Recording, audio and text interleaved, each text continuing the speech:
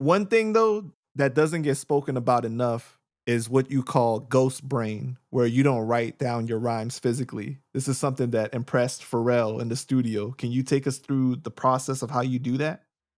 Um, so like sometimes you could just listen to the beat and just make it up as you listen to it, and you store the line until you get the next line. I got real good at that, and then sometimes I would fall asleep fucking with the rhyme, wake up and have it. No bullshit. A lot of people seen me do this. Fat boy The sleep. entire verse or just the line? Nah, like say I started off and I had 4 bars at the beginning. Now we done drunk and all this. I'm gonna give you one case in particular. Corrupt. Shout out to my OG Corrupt, right? Corrupt came up to the Corrupt came back to Philly and we kicked it. I mean, him and his brother Scody. What's up, Scody? Roscoe. I mean, when they came up, we laid a lot of songs. Like I damn near got a whole EP with Corrupt. All original music, right? So we was doing this song called That's Life. And Corrupt was like, fuck it, I'm freestyling this one, Sandstorm. That's what he called me. Like, hey, Sandstorm, I'm freestyling this joint. I'm like, yeah, the whole pup. He like, yeah. I said, fuck it, go for it, right? So he laid this one verse and he started going the fuck off. You know what I mean? Holocaust and talents. Violence separate continents and islands. Territorial. Young Norman, storming. Sandstorming. Young George Foreman. He going to fuck off. It's wild, right? It's all time. No, right? So now, it's crazy because we both did it. I fell asleep first, right? But this happened to me all the time, especially in this studio with Rug and them, right? So, you know how it goes. Saying done, he over with, man. Chalk it up. Nigga tap me, what's up, fat boy? I got it. Roll up. Go right in there. Like, damn, yeah, I had it. Like, it's like I be finishing a rhyme in my sleep. Or I wake up and everything is there. So I did it in my sleep and I just wake up.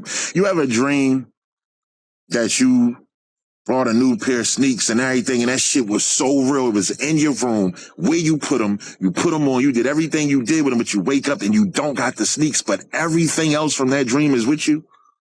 Right. Nigga, Yeah. I could pull the rhymes out. Like Freddie. That's crazy. I'm literally pulling a rhyme out. I wake up with the rhyme because it's not tangible. It's not something I did to touch. It's all mental. The dream is mental. Damn. That's real though. Wow. Block used to love that about me. Yeah. No pen, no pad flow.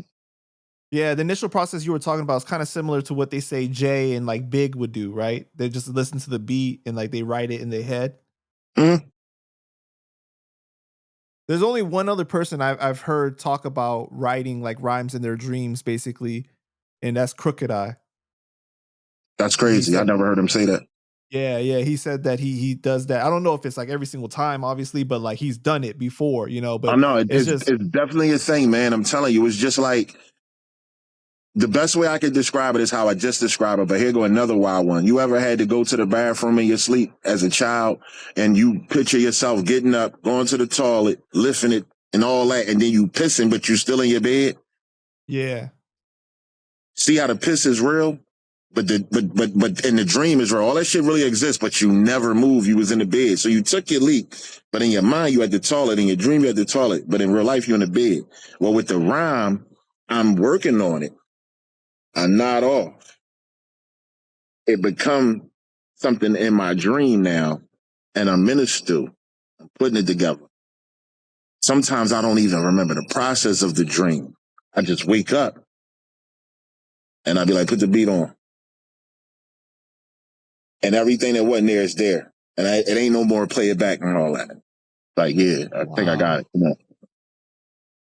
Yeah, that That's happened amazing, man. in front of many people. But what Pharrell was impressed was just I guess I want to say my booth aura. And I didn't know that until after he left out. Because when he came in, I was laying a song called Just a B-Boy.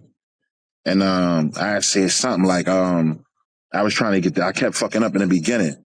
And I remember when he came in, I was like, keep a crown on my wrist. I said, what? Keep a pound on my hip and a crown on my wrist, because a crown on my head with a red bone, red hair, rubbing my hair, waves flowing like this pan of my red that I put in the air, like I'm sitting in my living room. Wide body, so her body got deep throat, get it room. I get it whomever, too clever to realize, still I boss the bosses. Bentleys or Porsches, Alpines, they seem to respect him, his necklace spectrum.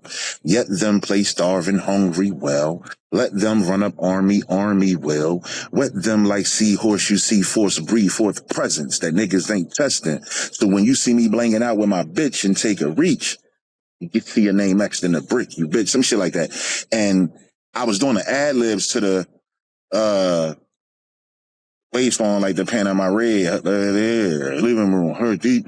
So I'm in my bag, like I'm dramatical, like I'm in the booth, this is my world. Like I'm, you know what I mean? So I'm giving it up. And he just stopped me in the middle of that shit, like, came in the booth.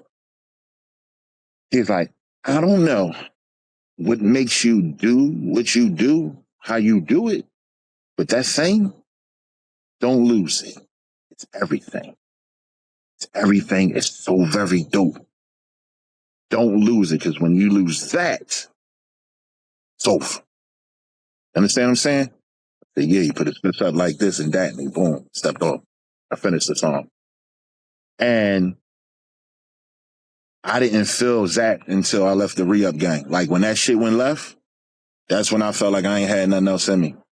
Them last couple CDs I put out was just like anger CDs. I did the number one supplier, Ginormous? obviously. Nah, when I put out Ginormous, everything was Gucci.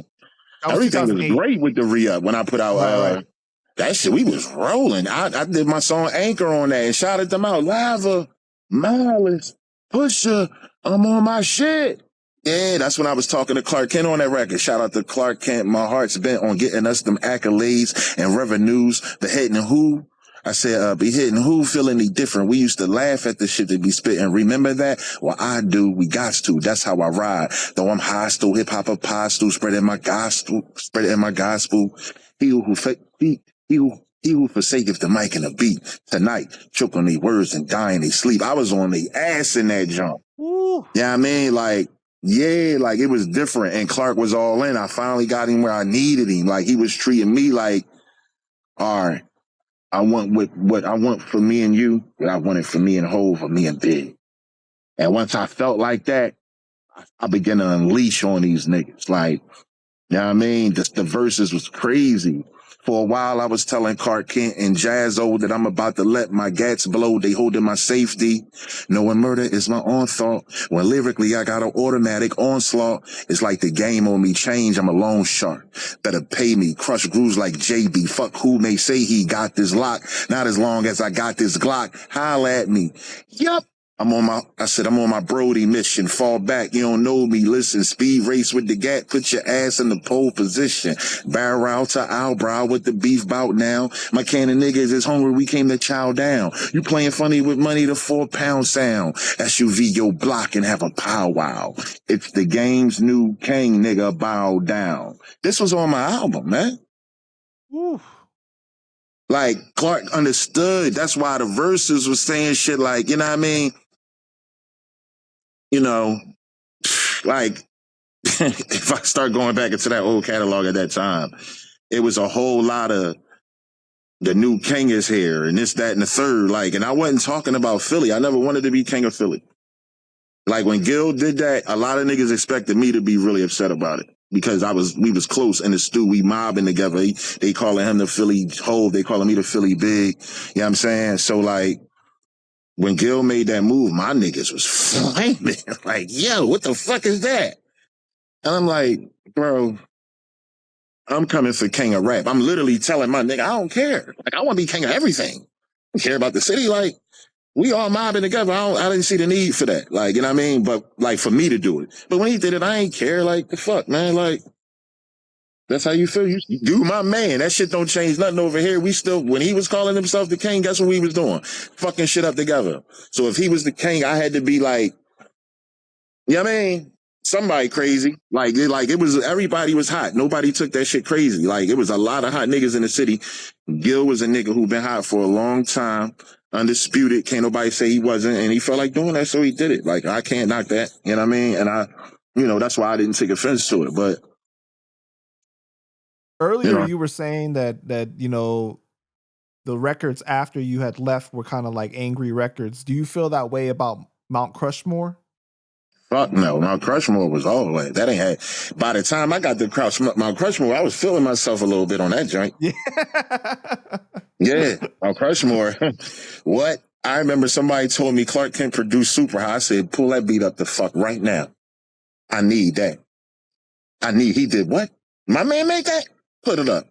And I played that shit without Rick, and Rick Ross killed it. No disrespect to you, boss. You fucked that shit up, no doubt. But I played the instrumental of it. That shit was, and it was my album. That's my album, bro. I got that all throughout my album, bro. You know what I'm saying? So I'm listening to it and I'm like, I'm going crazy. And I got on that motherfucker and went ham. I had some lyrical fun on that. I think that's the CD I did, Busta Look At Me Now, John. Yeah, that was all the freestyles over people's beats. Yeah, like I had a ball on that joint. I just love hip hop. So when I rap on a nigga beat, it's out of respect. Clark was the nigga who told me that I need to rap on other people's beats. He specifically said, you jump on a beat and make it yours and the fans will recognize. Yeah, the Busta Rhymes part of that song, the way that you was flowing on that shit was crazy. You did it justice, bro. You did it justice. Ain't no other way to do it. That's Busta Rhymes. Yeah.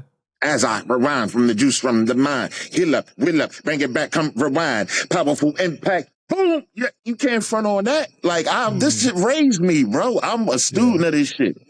You know what I mean? Like, you can't, what the fuck are we talking? What we gonna do when, you know how we was acting when the Scenario 2 came out? Do you know what that did to me and my niggas?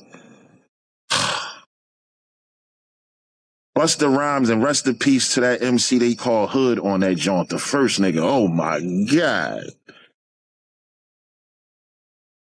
Extra, extra, pick up the clip. I drop and grab my dick. Oh, we was going crazy off that shit out here. You know what I mean? That nigga said, Busta said, what we gonna do in 92, even though we had fun in 91. When you feel the laser beam from the game, no sound, leave it cracks and that shit was tip went off on that joint. Everybody, like, that's what I'm saying, man. I come from a different era. And the excitement y'all niggas is seeing is because it's part of my DNA. You know what I mean? And I only hope that the young niggas creating music right now can tap into that. Because the music is timeless. It ain't aged at all. Like, all that shit is still great. The first day I heard it, when I play certain shit for my 4-year-old that was out here or my 21-year-old, they get the same. When I first played this or that for my 21-year-old son, and I had that shit, shut up, listen to this. Boom, boom, boom, from the fucking gate what is this? Right, nigga. From the gate. What the fuck? Here we go, yo. This or that. That shit built up on, yo, who's the, he ain't never heard this flow, this style. It's brand new. You heard Young, he put me on Young Thug. Like when they came out with the just a live like this is my life. I ain't know what the fuck he was saying. So my son, he busting it down. Going some to the top, think them begin. And he's giving me, I'm like, okay, all right, bet. You know what I mean? But he know music. So when he heard that, he was like, that shit hot pop. I'm like, I know. I know everything I'm going to play for you going to be hot. You know what I mean? That's the era I'm from, hotness.